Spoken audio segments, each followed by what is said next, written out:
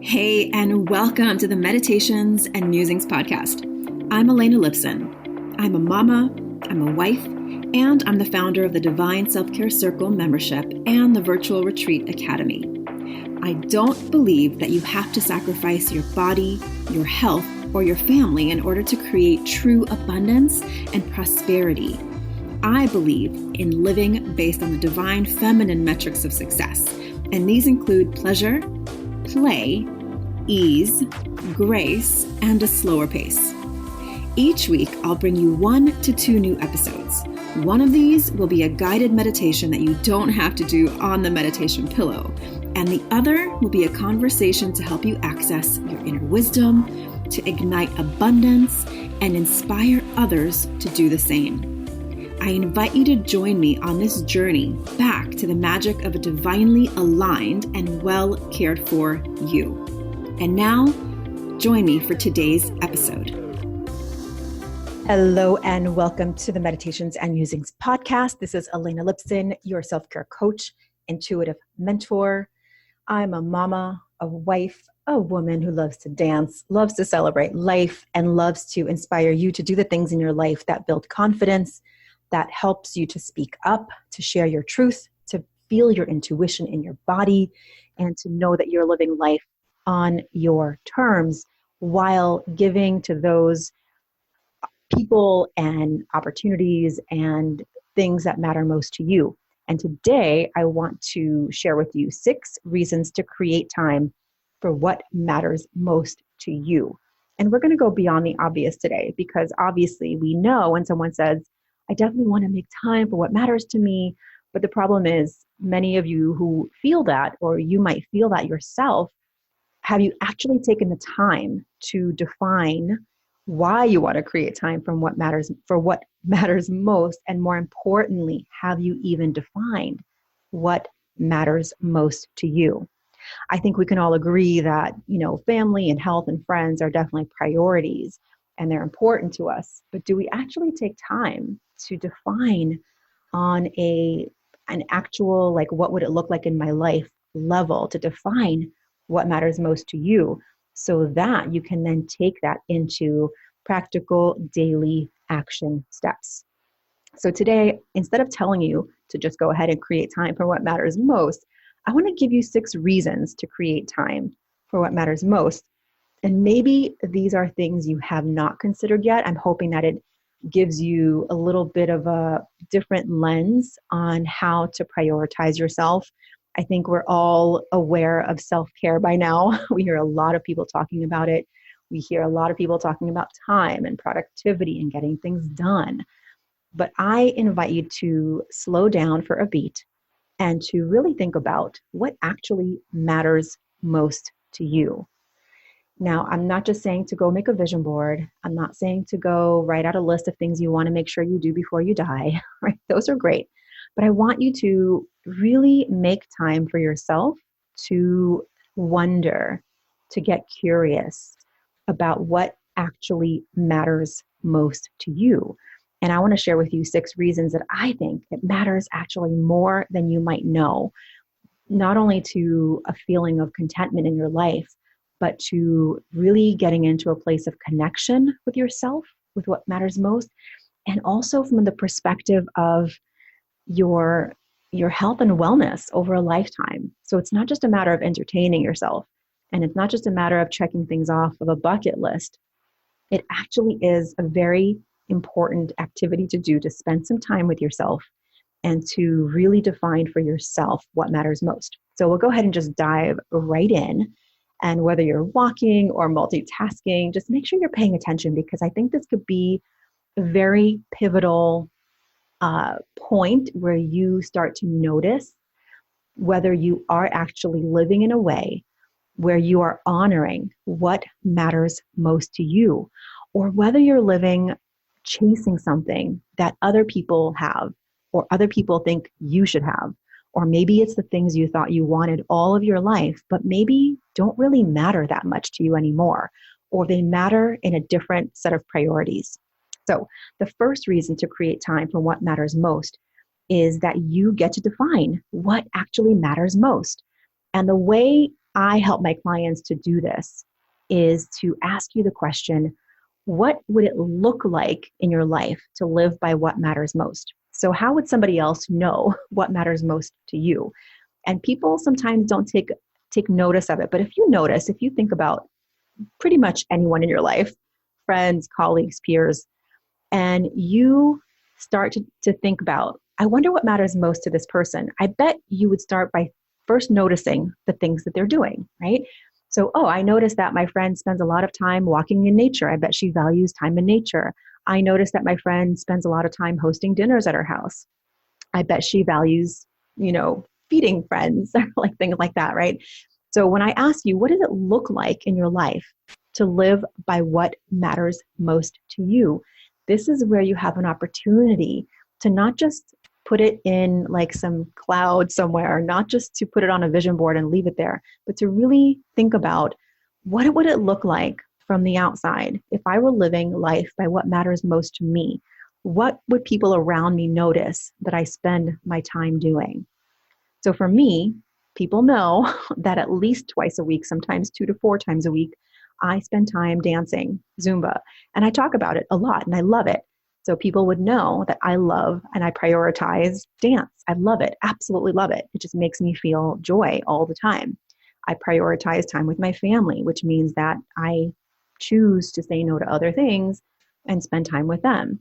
I also prioritize friendships. So I definitely on my list of to-dos, there's always at least one friend that I want to catch up with each, not usually each day, but at least a few friends a week. So what would it look like in your life to define and prioritize what matters most to you? So that's number one. So yes, I'm giving you a to-do. So the question is, what would it look like in your life to create time for what matters most to you? Now at this point, your brain might be going, oh, I'm so busy. I don't have time. I really want to, but I don't have time. And I'm just inviting you to let that voice kind of go to the background and don't overcomplicate it right now. You're not making any massive life changes. So we can just tell your inner gremlin to relax, go, lounge in the sun somewhere, have a bowl of blueberries. And right now we're taking time to bring your most inner subconscious desires to the surface and let them breathe a little bit and wonder what it would look like to actually live in a way that prioritizes what matters most to you. Number 2 is 6 reasons to create time for what matters most is your loved ones, including you, will feel prioritized. So if what matters most to you, if one of the things that matter most to you is letting the people in your life know that you care about them, then I would wonder how you can make that a visible thing. Instead of just thinking about it and hoping one day you'll spend more time with the people that you love, that you could actually create a way to be with them on a regular basis, whether it's regular coffee or tea time with friends that you don't see that often, whether it's inviting your family over, maybe it's creating a special tradition where you get away with your loved family members and go spend time at the beach together. There's a myriad of things you can do. You can, create knitting night. I don't know, whatever matters to you. You have a golden opportunity to not let life pass you by so quickly that you look back and regret that you didn't get to spend time with those people that you love. And if you've been listening to this podcast at all, you know that one of the things we work on is rewriting some of those old stories that we have about the people that we love, about ourselves, about relationships, where you can really understand that the most important things in life are people and the relationships that we have, and especially your relationship with yourself, which is why this particular number 2 can be a little bit challenging for some of you. If you have relationships that are strained, relationships with people that you have old stories with and maybe arguments with, it might be difficult to create time for those people. But I would venture to guess that there are people in your life who you really love spending time with and just don't get to spend enough time with. Maybe there are relationships that need a little healing and love and attention, but the only way those relationships will begin to evolve and change is if you continue to commit to doing the inner work. This is what we're here for. That's what this podcast is all about, the inner work that you are doing in your own mind, body, and soul so that you can show up to your life and to the people in your life in a clear, grounded, honest way. And that starts with loving yourself. So that's number 2. Number 3, the third reason to create time for what matters most is because it automatically creates a rhythm on your calendar that honors you and the things that you love most in your life.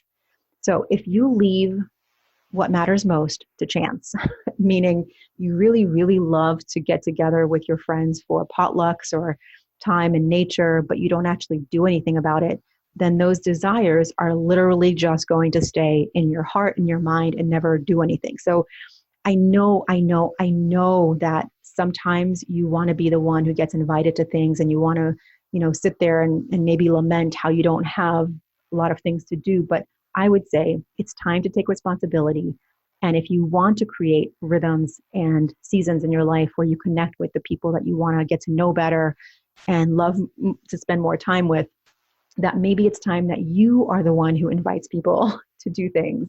It's okay to do that. You just have to remember that everyone, including you and me, have a lot going on in our lives. And sometimes it can feel like you're going to be inconveniencing someone, or maybe they already have plans, or maybe, you just feel embarrassed that you have to ask. But I would say it's time to be bold, and it's time to be the one who says, hey, I'd love to start this tradition, and maybe we do a new moon circle, or maybe we get together for Sunday breakfast, or maybe we go for a walk every morning. I don't know what you want to do, but I would say a lot of the reasons that friendships don't develop over time is because people just assume that the other person is too busy and don't ask. So it's time to take that responsibility into your own hands and decide, what kind of rhythm would you like to create in your calendar? Would you like to have a monthly get together with friends? Would you like to do a weekly dinner? Would you like to go for a daily walk? Really start to wonder, and also give the other people grace, the other people in your life, give them grace, because sometimes it's going to take a while to create a rhythm. And sometimes it's only for a season in your life. I can remember a new moon circle that I wanted to host, and we did it pretty regularly every month for about a year or a year and a half. And then all of a sudden it just got too complicated with schedules, and it just sort of faded away.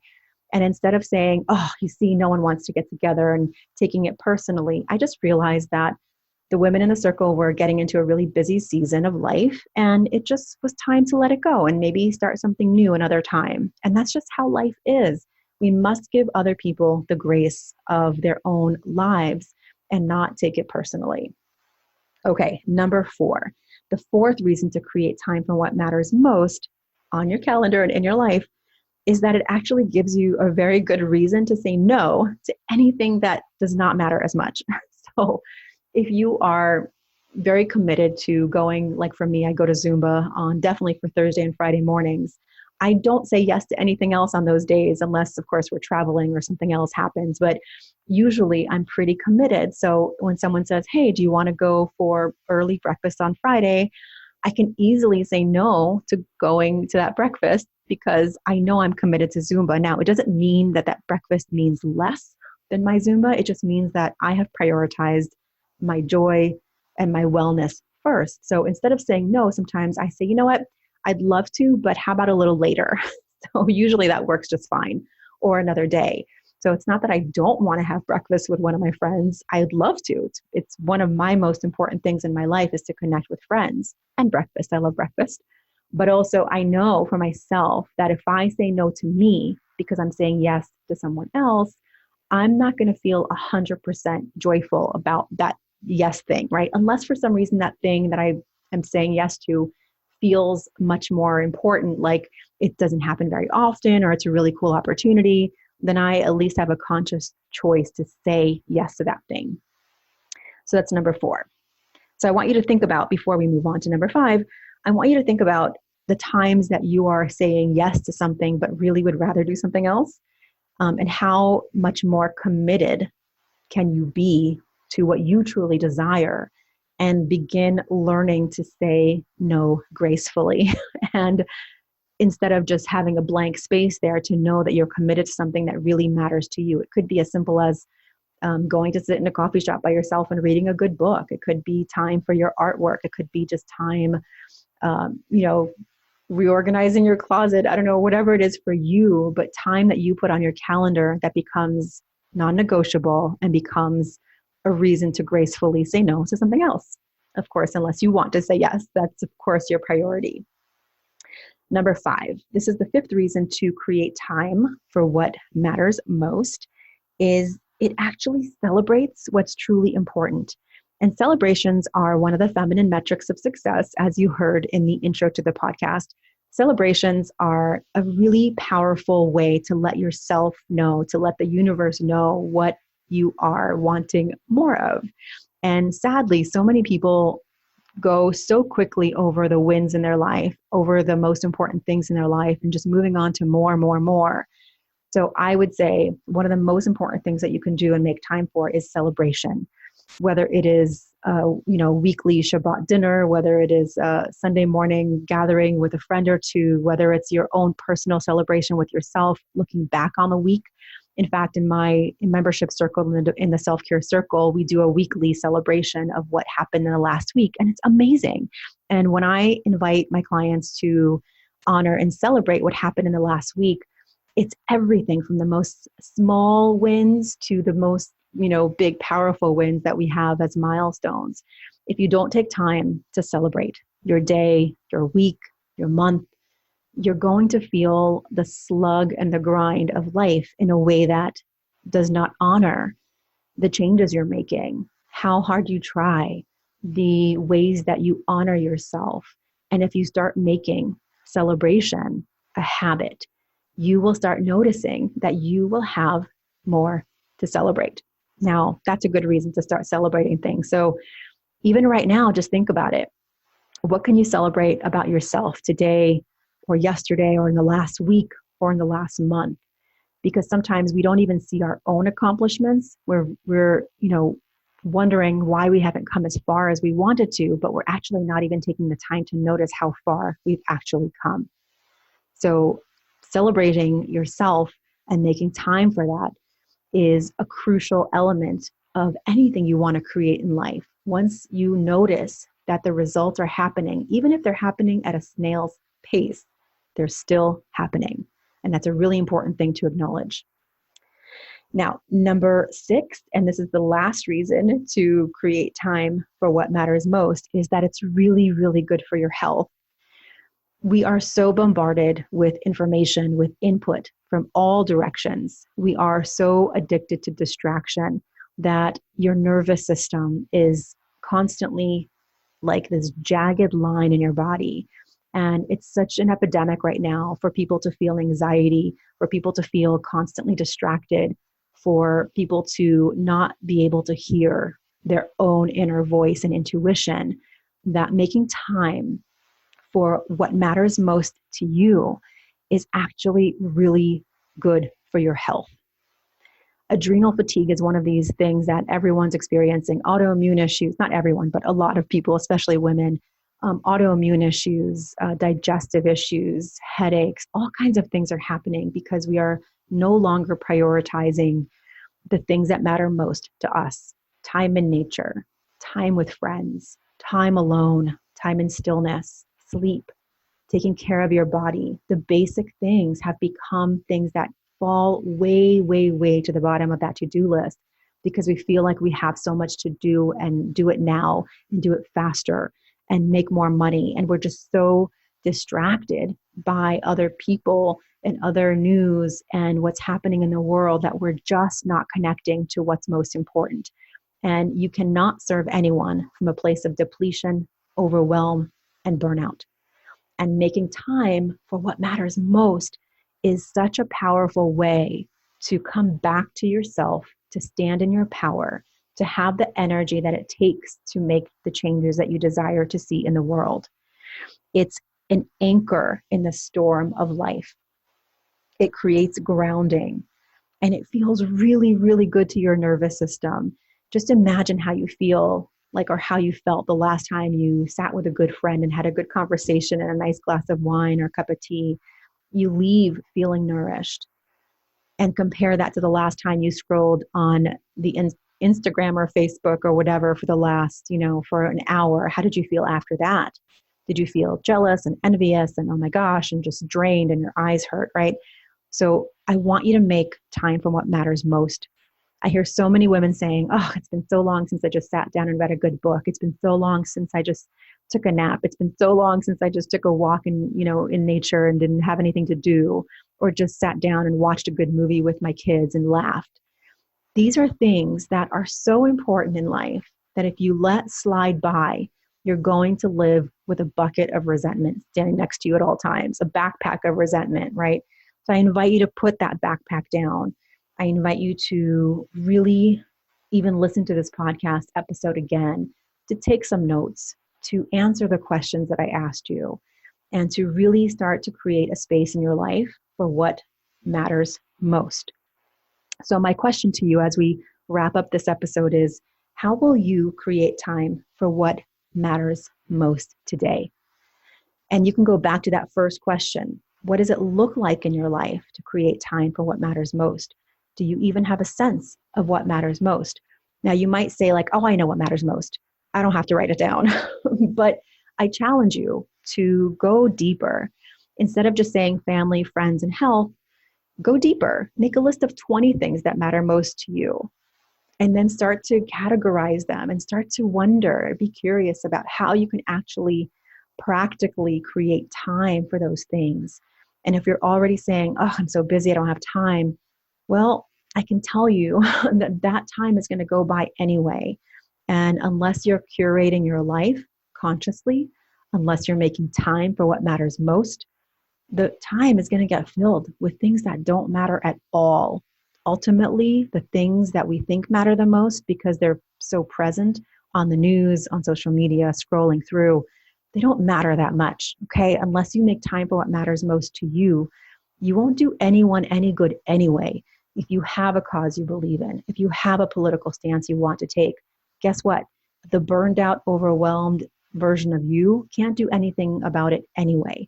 So get grounded, get anchored, get present to what matters most in your life, make time for it.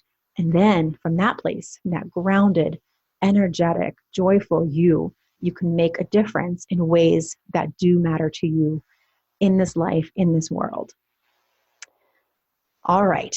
I thank you for being with me. I know sometimes this conversation can feel a little overwhelming because I'm asking you to do something that you might have not done before. I'm asking you to really reflect on your life in a way that is a little deeper than most social media is asking you to do. But that's what I'm here for. I'm here to help you do that inner work, to take amazing care of yourself and your life and your body and your wellness so that you can show up as the leader in your life, in your family, in your work, and in your bedroom, because that's a really important priority as well. All right. Thank you so much for being with me today. This is Elena Lipson, your self-care coach and intuitive mentor. I'd love to hear your thoughts on this, whether you leave me a review or find me on Instagram at Elena_Lipson. I would love to connect with you. If you have any reflections or questions, please find me on Instagram and message me. I make sure to reply to all messages within 24 to 48 hours. And go make time for what matters most. I wonder what that will be for you. I'm going to go spend time with some family and friends right now because that is what matters to me. I'll see you next time, and thank you for being here. Now go take care of yourself. Thank you so much for listening and learning about the new divine self-care way of being in your life, business, and the bedroom based on the divine feminine metrics of success: pleasure, play, ease, grace, and a slower pace. If you're ready to bust the myth of overwhelm and tap into an inspired start to each day, I've put together a free video series for you to help you start each day with energy, inspiration, and ignite that inner pilot light which attracts joy, magic, and synchronicity. You can access my 3-step magic morning practice to help you ignite your inner light and attract the abundance that you're craving. Head on over to elenalipson.com/gift. And if you enjoyed this episode, I would so love if you share it with a friend, a sister, a mother, a daughter, and please leave a review. That is how the magic starts to ripple out. Here's wishing you a day full of beauty, magic, and divine self-care. I'll see you next time at the Meditations and Musings podcast.